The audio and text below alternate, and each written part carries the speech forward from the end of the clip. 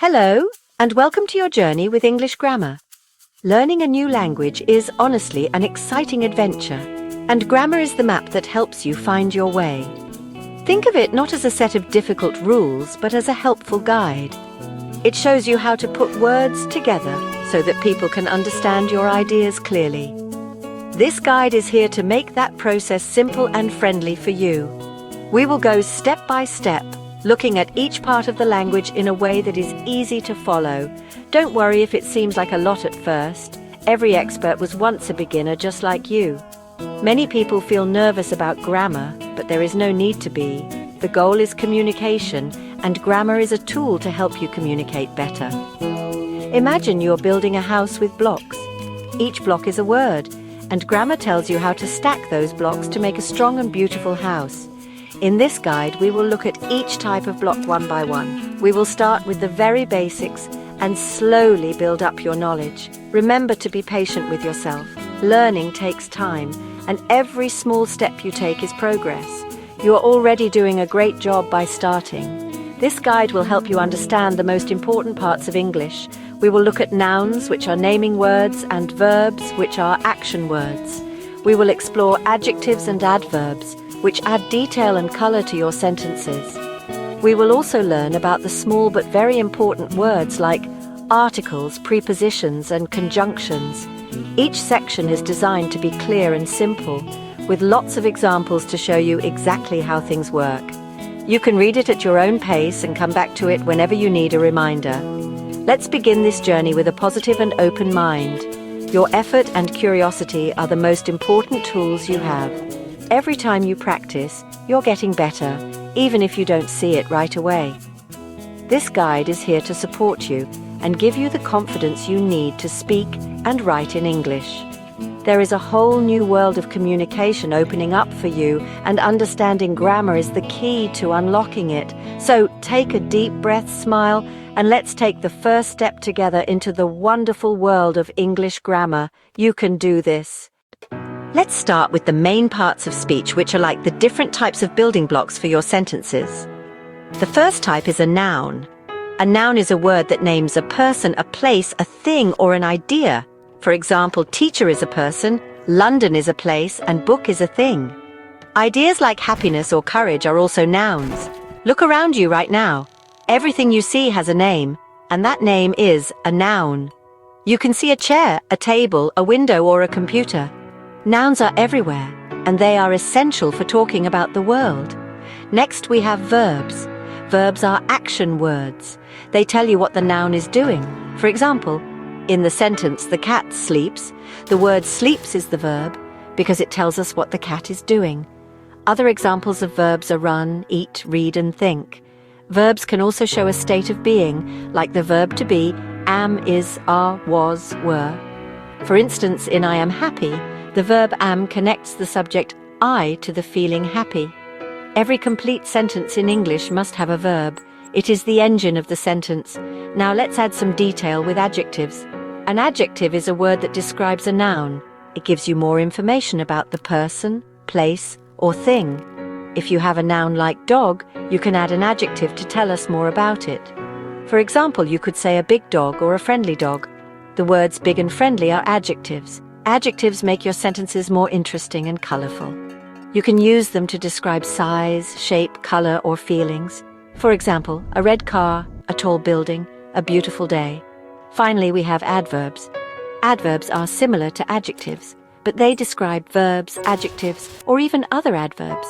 They often answer the question how. Many adverbs end in lie, which can be a helpful clue. For example, in the sentence she sings beautifully, the word beautifully is an adverb because it describes how she sings. In he runs quickly, the word quickly is an adverb describing the verb runs. Adverbs can also tell you when or where something happens, such as yesterday or outside. They add precision to your descriptions. Now let's look at some smaller but very important words. First are pronouns. A pronoun is a word that takes the place of a noun.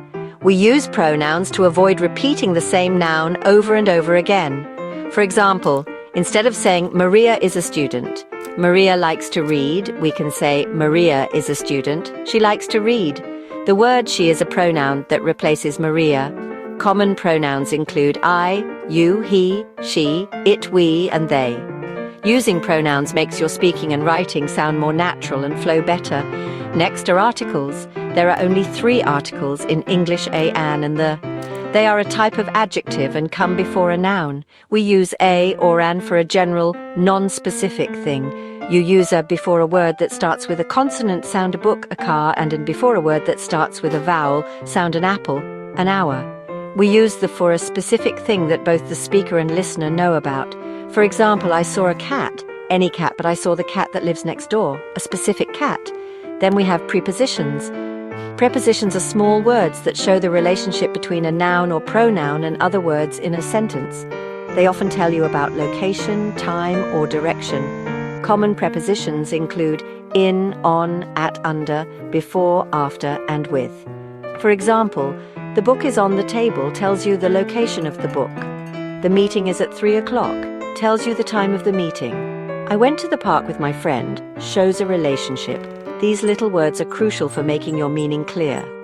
Finally, let's talk about conjunctions. Conjunctions are joining words. They connect words, phrases, or clauses together in a sentence.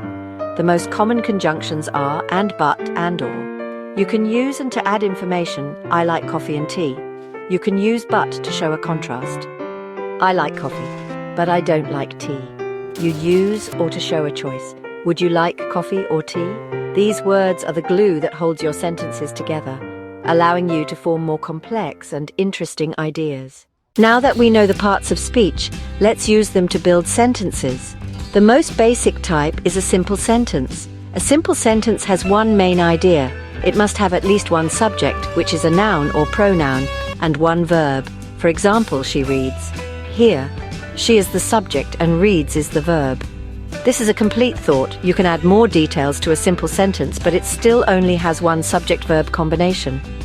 For example, the happy girl reads a long book in the library. This is still a simple sentence because it has one subject, girl, and one verb, reads. Simple sentences are great, but to express more complex ideas, you need to connect them. This is where compound sentences come in. A compound sentence is made of 2 or more simple sentences joined together. We join them using a coordinating conjunction. Remember the words and, but, and, or. These are perfect for creating compound sentences. You usually put a comma before the conjunction when you join 2 complete sentences. For example, you can take 2 simple sentences. I like to cook, and my brother likes to eat. You can join them to make a compound sentence. I like to cook, and my brother likes to eat. Let's look at another example of making a compound sentence. Here are 2 simple sentences. The sun was shining, and it was cold outside. These 2 ideas present a contrast. The perfect conjunction to join them is but. So you can write, the sun was shining, but it was cold outside. This one sentence now contains 2 related but contrasting pieces of information. Using compound sentences makes your writing more sophisticated and allows you to show the relationship between different ideas. It is a very powerful skill to learn as you improve your English. Practicing this is easy. Start by writing a few simple sentences. Make sure each one has a subject and a verb. For example, the dog barked, the man walked, it started to rain.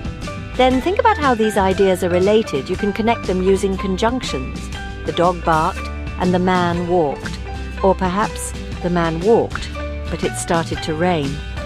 By learning to connect your ideas in this way, you are taking a big step from a beginner to a more confident English speaker and writer. Keep building your sentences block by block.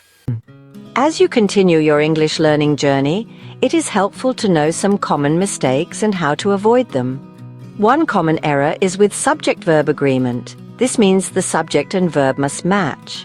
For a singular subject, use a singular verb like the cat sits. For a plural subject, use a plural verb such as the cat sit. Another common mistake is using the wrong article like a an or the. Remember to use a or an for general things and the for specific things. Reading a lot in English will help you get a natural feel for which article to use in different situations. Another tip is to practice a little bit every day. Consistency is more important than studying for many hours just once a week. Spend 15 to 20 minutes each day reviewing a grammar rule, reading a short article, or writing a few sentences. This regular practice helps move information from your short-term memory to your long-term memory. Don't be afraid to make mistakes. Mistakes are a natural and essential part of learning. Every time you make a mistake and correct it, you are learning something new and strengthening your understanding of the language. To improve your grammar, try to use the language actively. Don't just read about the rules, use them. Find a friend to practice speaking with. Start a journal and write a few sentences in English every day. When you watch movies or listen to music in English, pay attention to how people form their sentences. Notice the nouns, verbs, and adjectives they use. The more you immerse yourself in the language, the more natural grammar will become. You will start to feel what sounds right, just like you do in your native language. Finally, always remember to be proud of your progress. Learning English is a big challenge, and you are doing it. Every word you learn and every sentence you build is a victory. The rules of grammar are your tools, not your enemies. They are here to help you express your unique thoughts and personality in a new language. Keep your attitude positive, stay curious, and celebrate your successes along the way. You are on a wonderful path to connecting with new people and new cultures. Keep going, keep practicing, and you will achieve your goals. Good luck!